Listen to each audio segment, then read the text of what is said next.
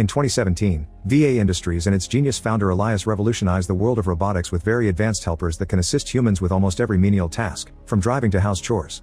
By 2019, 3 out of 4 households have a robot in them and the standard of living rises greatly. Then VA Industries starts to build robots for military use, thinking this would put an end to global wars.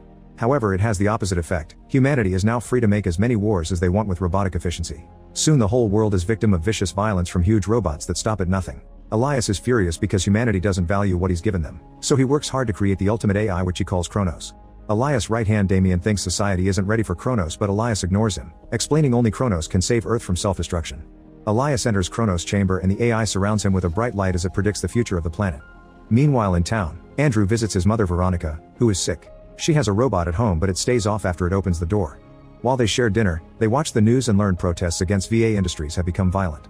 Suddenly all devices around the world start glitching and Elias appears on every screen to announce that Kronos will solve all of Earth's problems. As Andrew gets on a bus to go home, the city is attacked and people immediately panic.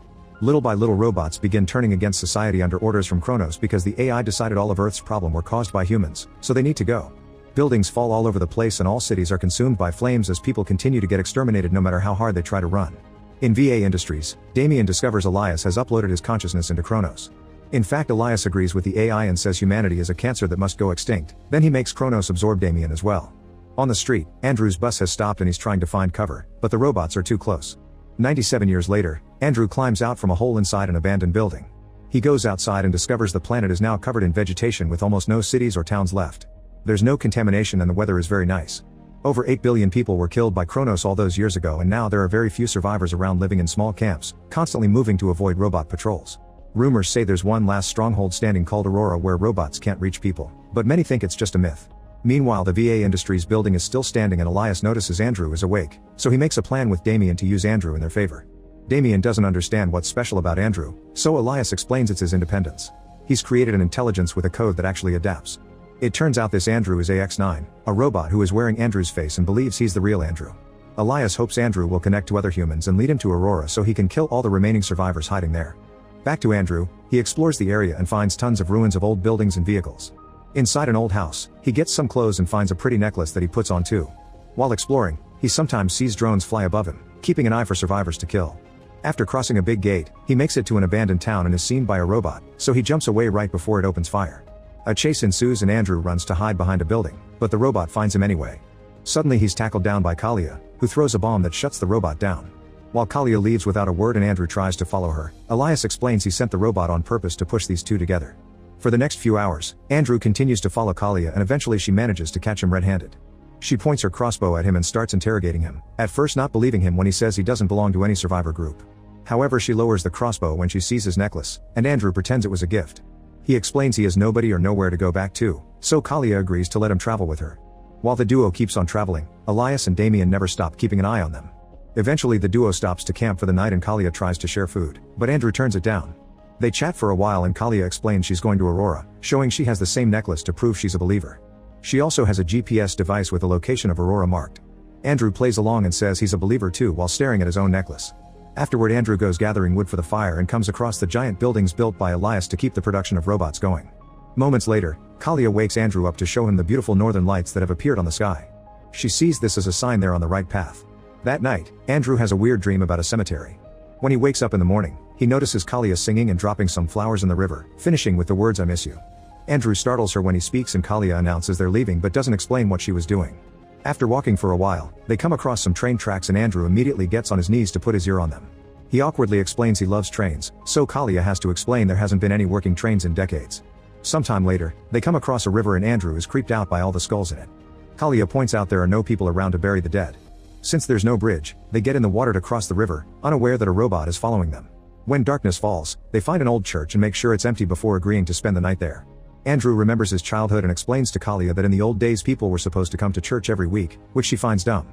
Then Andrew searches for some wood for a fire and opens a box, not knowing it's a music player. The noise echoes in the building and Kalia immediately turns it off, but it's too late, a robot has heard them. The duo quickly hides behind some benches while the robot enters the church and does a quick search, leaving when it finds nothing. Afterward, Kalia scolds Andrew for what his mistake and realizes he isn't from around here. She wonders if he comes from an underground shelter or the caverns, so Andrew just says yes. The next morning Kalia wakes up to discover they ended up cuddling in their sleep, so she quickly moves away and pretends it didn't happen. For the next few days, the duo continues to travel through the forest while avoiding all the robots in the area, not knowing Elias never stops watching them. One afternoon, Kalia stops to enjoy the birds singing and Andrew comments on how robots don't kill animals. Kalia has to explain the story of Kronos to him, reminding him that it was humans who almost destroyed the planet. Later that day, they find an abandoned cabin in the woods and choose it to spend the night. As they look around, they come across an old Polaroid camera and Andrew teaches Kalia how to use it, so they take pictures of each other. Then Kalia finally opens up, explaining she grew up in one of the last human strongholds. Her family had been getting ready to leave to Aurora, but her sister ran outside alone and was shot down by a drone. She was still alive but too wounded to move, so Kalia's parents left without her. Kalia stayed with her sister and kept her company until she died. All the necklaces from the family members have a tracker connected to the GPS device, so Kalia is going to Aurora by following her dad's signal, which hasn't moved for a while. The next morning, Andrew sees some people walking outside the building. Kalia doesn't want anything to do with them because they could be dangerous, but Andrew convinces her to approach them to see if they can team up. The duo sneaks into the forest and discovers a small camp of survivors. Before they can react, a girl sees them and warns her group, who immediately start chasing after them with weapons in their hands. Kalia and Andrew start running only for Andrew to trip and fall, so Kalia leaves without him. The survivors quickly knock Andrew out and when he wakes up, he's being tied to a tree and punched. In VA Industries, Damien thinks their plan has failed, but Elias knows better. Minutes later, Kalia finds the pictures and feels guilty, so she goes back to rescue Andrew. She carefully sneaks behind the tree and starts cutting the ropes, but the locals see her and drag her away. The men surround Kalia and get handsy, intending to take advantage of her. This makes Andrew very angry and he snaps, screaming as he breaks free. Then he fights the survivors, easily knocking them down and being amazed by this supernatural strength. His feat distracts him and the leader sees an opening, attacking Andrew with a sword to bring him down. This allows Kalia to stab him with an arrow from behind, killing him. Afterward, Kalia drags Andrew to a safe spot where he passes out. That night he again dreams of the cemetery and gets a shock when he sees certain grave. In the morning, Kalia wakes up and cries, thinking Andrew is dead. She opens his jacket to check the wound and freaks out when she sees mechanical parts. Andrew wakes up and is shocked by what he sees because he's always believed he's human, but Kalia thinks he's been tricking her the whole time and runs away alone. Seeing this, Damien announces it's time to retrieve the subject. Another dream takes over Andrew's mind and he's at the cemetery again. This time he manages to take a good look at the grave and is shocked to see his own name on it. Suddenly a robot appears behind him and Andrew wakes up on a table inside a lab.